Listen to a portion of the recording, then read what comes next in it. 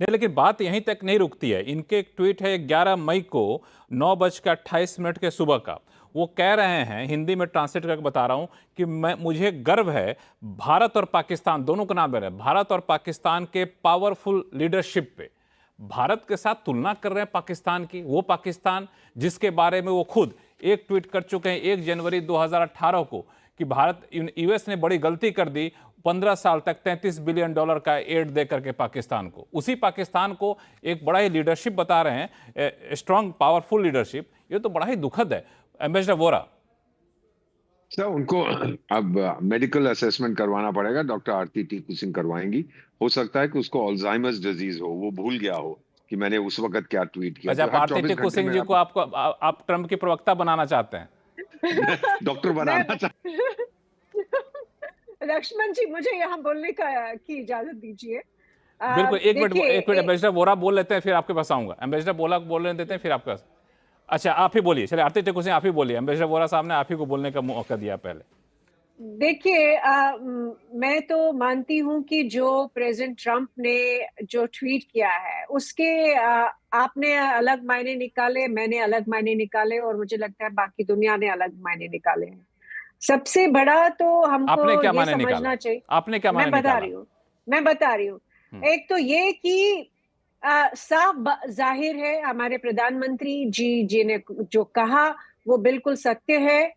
जो उनका स्टेटमेंट है, मुझे नहीं लगता उससे ज्यादा क्रेडिबिलिटी किसी और प्रेसिडेंट या प्रधानमंत्री की हो सकती, क्योंकि इंडिया और पाकिस्तान के बीच में मिलिट्री कन्फ्रंटेशन चल रहा था, मिलिट्री कॉन्फ्लिक्ट था।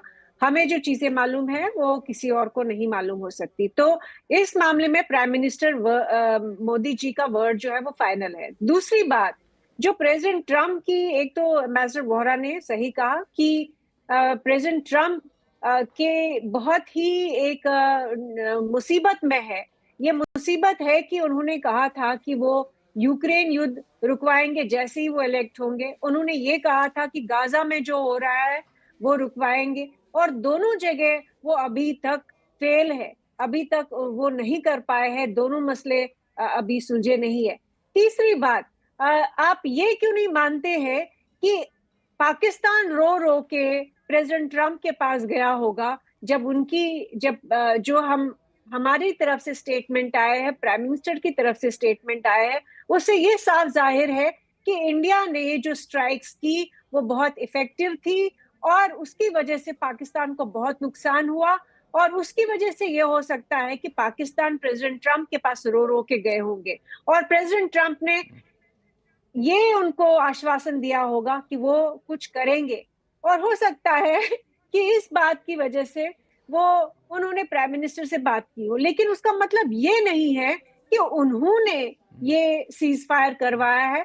उसका मतलब ये है कि इंडिया की स्ट्राइक्स इतनी इफेक्टिव थी कि पाकिस्तान अब घुटनों पे आ गया। और दूसरी बात जो मैंने कही कि प्रेसिडेंट ट्रंप को एक मुद्दा चाहिए जहां पे वो खुद को ये साबित कर सके कि वो पीस मेकर है। अभी तक उनकी छवि जो है, जो वो पीस मेकर की छवि बनाना चाहते थे, वो नहीं बन पा रही है। और आज उनको अगर हमारी वजह से ये छवि बनने को मिल रही है। और दूसरी बात ये भी समझिए कि यूएस और चाइना की जो अभी कोल्ड वॉर चल रही है, और अगर उनको दिख रहा है कि जनरल आसिम मुनीर जो है Chinese weapons, Chinese defence systems use कर रहा है, तो उनको ये भी मालूम है कि पाकिस्तान चाइना की गोद में सो चुका है, और उसको रुझाने के लिए हो लेकिन सकता इसके है बावजूद सीज फायर की घोषणा के अगले ही दिन, उसी दिन शाम में चाइना के साथ ट्रेड डील कर लेते हैं। प्रभुदयाल, एक इन्होंने बहुत अच्छी बात कही कि उसको कोई मानने को तैयार नहीं है ट्रंप को। वो दुनिया में एक पीस मेकर के छवि बनाना चाहते हैं और छवि बन नहीं रही है।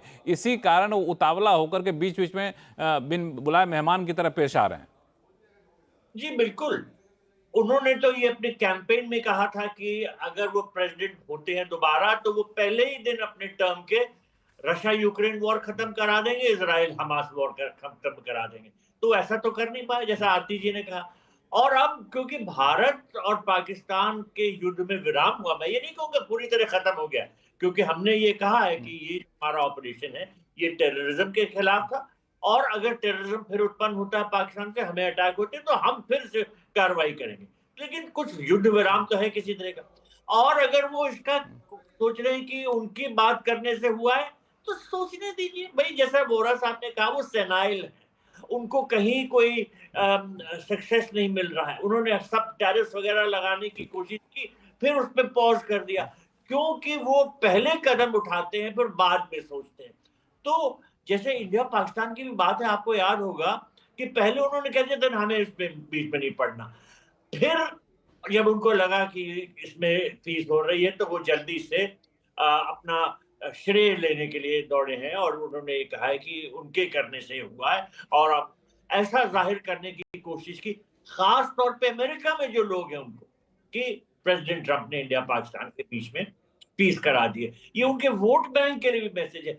पॉलिटिक्स है इसमें, इंटरनल सिचुएशन जो अमेरिका की है उसके बारे में, और ऑफ कोर्स जो ग्लोबली डोनाल्ड ट्रंप की इमेज की बीटिंग हुई है, क्योंकि ऐसे उन्होंने टैरिफ लगाए वगैरह और कह दिया कि मैं कनाडा में 51st प्रोविंस और ग्रीनलैंड हम ले लेंगे। इस तरह की जो उन्होंने अनाप शनाप बातें करी हैं, तो उससे उनकी छवि खराब हुई, और उसी तरह से भी ये कह रहे हैं कि उन्होंने क्रेडिट लिया।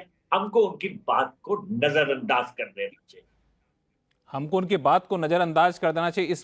इस मुद्दे पे कांग्रेस और भाजपा दोनों प्रवक्ताओं से मैं इसका रिएक्शन लूंगा। अंशुल जी, संक्षिप्त आप बोलिए, फिर मैं विजय शर्मा जी के पास जाऊंगा। नहीं जब देखिए, उसको नजरअंदाज कर ही देना तो हम लोग क्यों तुल दे रहे हैं उसको? नहीं देखिए, मार्को रूबियो का भी एक वक्तव्य, एक स्टेटमेंट आया था जिसमें उन्होंने कहा था कि एक न्यूट्रल स्ट्राइक पे इसका समझौता होगा और कई मुद्दों पे होगा। तो सिर्फ ट्रंप साहब नहीं बोल रहे हैं, मार्को रूबियो भी बोल रहे हैं।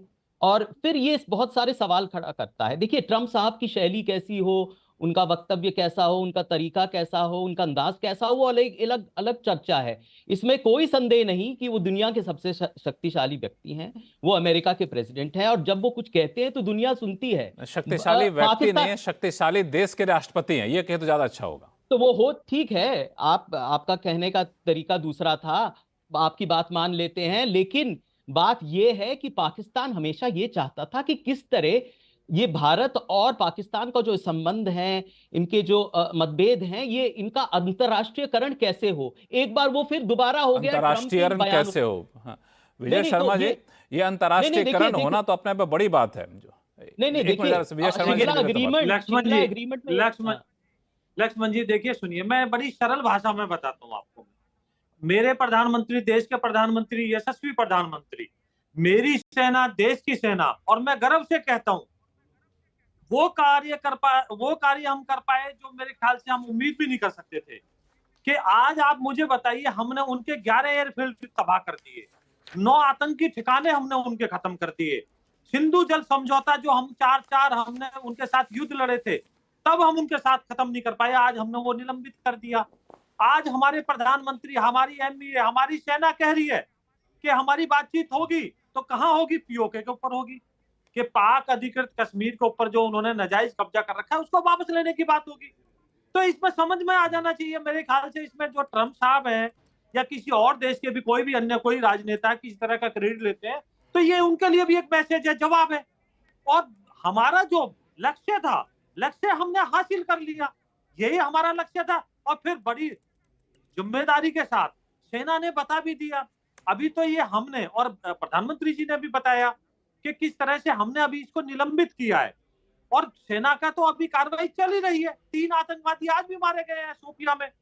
तो इसको अन्यथा ना लें कि ट्रंप साहब क्या कह रहे हैं। भाई ठीक है, वो जो कह रहे होंगे। विजय शर्मा जी, ये ट्रंप साहब भले ही बड़ बोले हों ना, जो जैसे मर्जी मन में आता कह देते हैं, लेकिन कांग्रेस